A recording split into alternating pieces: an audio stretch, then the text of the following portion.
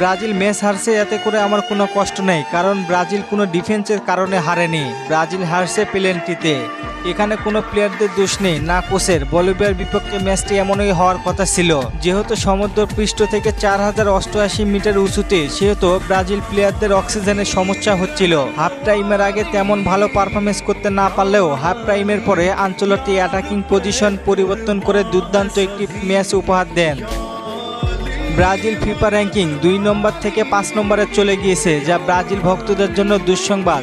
এমনটা হওয়ার কথা ছিল না, কিন্তু তাও হয়েছে।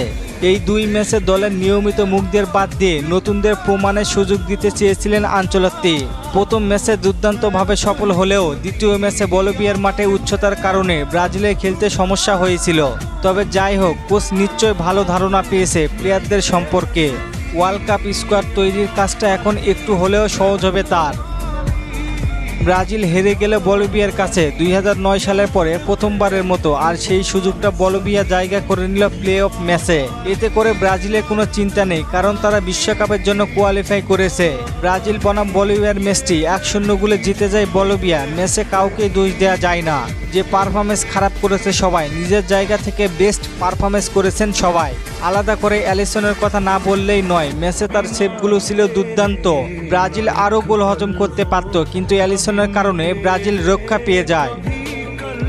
আশা করি ব্রাজিলের পরবর্তী 2 ম্যাচে ব্রাজিল ও দক্ষিণ কোরিয়া এবং জাপানের বিপক্ষে ভালো কিছু করবে আনচেলত্তির শিষ্যরা।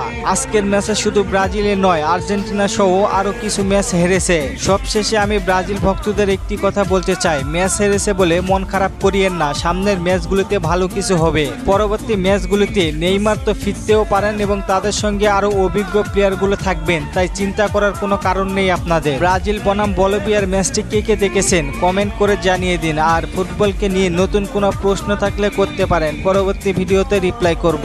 অবশ্যই নাম দিয়ে কমেন্ট করবেন। ধন্যবাদ।